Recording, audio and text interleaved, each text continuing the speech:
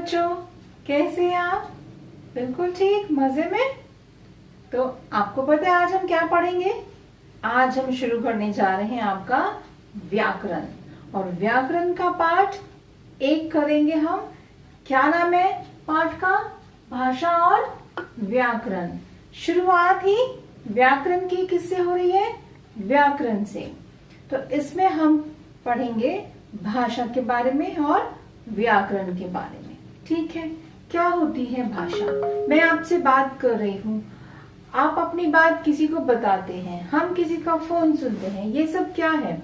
हम अपने विचारों को बता रहे हैं, अपनी बात सामने वाले को, अपनी बात दूसरे को हम बता रहे हैं। तो इसी को भाषा कहते हैं। जब हम अपनी भाषा बोलकर या लिखकर अपनी बात किसी को बताते हैं तो उसे हम भाषा कहते हैं। इसकी परिभाषा देखेंगे। क्या है इसकी परिभाषा? बोलकर या लिखकर अपने भावों या विचारों का आदान प्रदान करने का साधन भाषा है। हमें किसी को कुछ बताना है, हम या तो बोलकर बताएंगे या लिखकर बताएंगे। ठीक है, उसके लिए हमें भाषा की जरूरत होती है। और उसके बाद भाषा के 2 रूप होते हैं। अब हम भाषा के कितने रूप होते हैं? 2। यानी कि हम अपनी बात या तो किसी को लिखकर बताएंगे या बोलकर बताएंगे। तो पहला है मौखिक, यानी अपनी बात को बोलकर कहना। जैसे मैं आपसे अब बोलकर बता रही हूँ, फोन पे हम बात करते हैं, हम बोलकर अपनी बात दूसरे को बताते हैं, तो वो होता है मौखिक। भाषा का मौखिक रूप, अपनी बात को बोलकर कहना भाषा का मौखिक रूप कहलाता है। जैसे कोई भाषण दे रहा है, वाद विवाद हो रहा है, कहीं पर बातचीत हो रही है, वो सब क्या है? कौन सा रूप है भाषा का? मौखिक रूप है।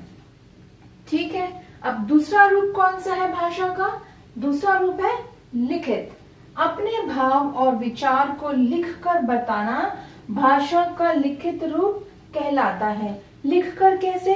जैसे हम किसी को पत्र लिख रहे हैं, हम किसी को मेल करते हैं, उसमें हम लिखकर बताते हैं। आप मोबाइल्स में मैसेज करते हैं, तो वो सब क्या है? भाषा का लिखित रूप है।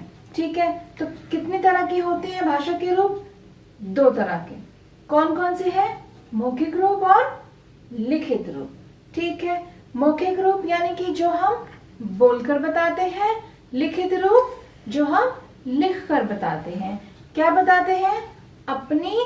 अपने विचार बताते हैं, अपनी भावनाओं को बताते हैं। तो अपने इन विचारों और भावनाओं को, भावों को, अपनी बातों को बताने के जो हम साधन यूज करते हैं उसको कहते हैं भाषा। आगे चलते हैं। सेकंड आता है लिपि। लिपि क्या होती है? अब जो हमने बोला, हम लिख रहे हैं, वो क्या है? हम क्या लिख रहे हैं? भाषा को लिखने के लिए निश्चित किए गए चिन्हों को लिपि कहते हैं।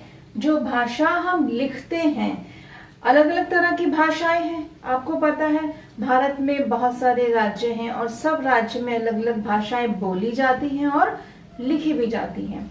तो उन भाषाओं को लिखने के लिए कुछ चिन्ह, कुछ साइंस आप कह सकते हैं, निश्चित किए गए हैं, जिनको हम लिखकर अपनी बात को बोलते हैं। आप साइन कैसे? जैसे मैंने लिखा क, ये क्या है? ये एक चिन्ह है, ये एक चिन्ह है। जिस तरीके इसके बाद जैसे मैं लिखती हूँ म, ये भी क्या है? एक चिन्ह है। म को बोलने का ये चिन्ह है। एक और ये है ल, ये भी क्या है? एक चिन्ह है। इस तरीके से इन चिन्हों को जोड़कर हमने अपनी एक शब्द बनाया। क्या बना? कमल, कमल। तो चिन्हों को जोड़कर हम अपनी भाषा को लिखते हैं। चिन्हों के ही सहायता से हम अपनी भाषा को लिखते हैं। भाषा को लिखने के लिए निश्चित किए गए चिन्हों को लिपि कहते हैं। हर भाषा के अलग चिन्ह है और हर भाषा को लिखने की लिपि भी अलग है। जैसे जो हम हिंदी लिखते हैं, हिंदी कौन सी लिपि में आती है? देवनागरी। हिंदी को लिखने की जो लिपि है वो है देवनागरी। आपको पता है कुछ लोग जो देख नहीं सकते वो कैसे पढ़ते हैं? उनके लिए एक लिपि बनाई गई है, वो छूकर उन शब्दों को पढ़ते हैं, लिखते हैं। तो वो कौन सी लिपि होती है? ब्रेल लिपि। उसको क्या बोलते हैं? ब्रेल लिपि।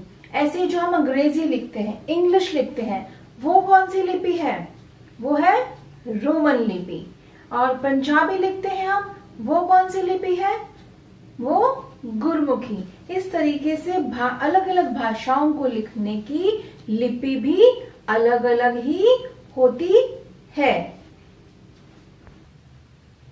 अब देखते हैं हमने अपनी बात को लिखकर बताया, बोलकर बताया और लिखने के चिन्ह को सीखा, ठीक है। लेकिन हम अपनी बात जब बोलते हैं तो हम वाक्य बनाते हैं, है ना। हम अपनी बात को सेंटेंस में यानी कि वाक्य में बोलते हैं। वाक्य किससे बनते हैं? शब्दों से।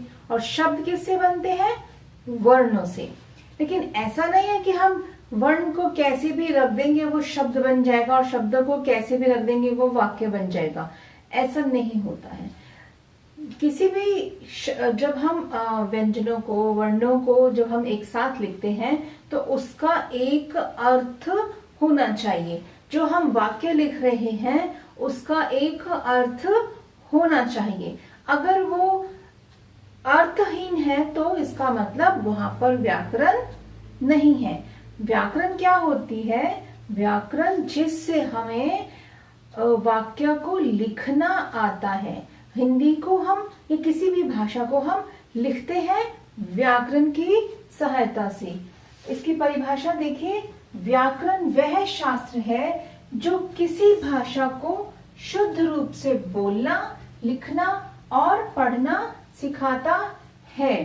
व्याकरण से हम अपनी बात को सही ढंग से बोलते हैं, सही ढंग से लिख सकते हैं और लिखी हुई बात को सही ढंग से पढ़ सकते हैं। जैसे मैंने कहा कि शब्द बनते हैं वर्णों से।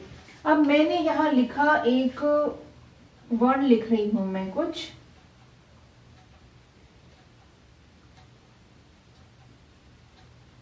श ल क, मैंने 3 वर्ण लिखे, ठीक है। अब इन वर्णों को हम जोड़ देते हैं, हम इनका समूह बना देते हैं। ये हमने इनका समूह बना दिया, शब्द तो बना। क्या है इस शब्द का कोई अर्थ है? शलक, शलक क्या है? शलक नहीं पता हमें। लेकिन अगर इसी शब्द को, इन्हीं वर्णों को हम ढंग से लिख दें, इनको किसी अर्थपूर्ण शब्द में बदल दें तो उसका मीनिंग होता है। मैंने क्या लिखा? यही 3 वर्ण है, मैंने इनको एक सही क्रमबद्ध समूह में बना दिया। क ल श, कलश। कलश क्या होता है? कलश क्या होता है? पानी का जो बर्तन होता है जिसमें पानी भरते हैं उसको क्या बोलते हैं? कलश। तो इसी तरीके से वाक्यों को भी सही ढंग से लिखना हमें कौन सिखाता है? व्याकरण सिखाता है। अब अगर मैं वाक्य बोलूं, पर बैठा है बंदर पेड़, कुछ समझ आया आपको? आया आपको समझ में? नहीं आया ना? अब आप कहोगे पता नहीं मैम क्या लिख रही हैं, क्या बोल रही हैं, कुछ समझ ही नहीं आ रहा। कैसे आएगा? वाक्य ही तुम्हारा सही नहीं है। नहीं है ना सही है वाक्य। इसी वाक्य को हम सही लिखेंगे तो हमें वो समझ भी आएगा। कैसे बनेगा ये सही वाक्य? बंदर पेड़ पर बैठा है। बंदर पेड़ पर बैठा है। अब आया समझ में? आ गया ना? अब आपको लग रहा होगा हाँ अब लिखा मैम ने कुछ सही वाक्य, मैम को वाक्य लिखना नहीं आ रहा था। यही चीज है, हमें जो ये सही वाक्य लिखना है वो हमें कहां से आएगा? व्याकरण से आएगा। व्याकरण हमें क्या करती है? भाषा को शुद्ध रूप से बोलना, लिखना और पढ़ना सिखाती है। तो किसी भी वाक्य को सही रूप में लिखना, किसी भी वर्णों को सही रूप में उनका समूह बनाकर शब्द बनाना और शब्दों को सही ढंग से जोड़ना ही व्याकरण कहलाता है। ठीक है, आज के लिए इतना ही। आपको क्या करना है, इसकी परिभाषाएं आपको अपनी कॉपी में लिखनी है। ठीक है, तो आज के लिए इतना ही। अब हम इसके बाद करेंगे नेक्स्ट चैप्टर। Bye bye.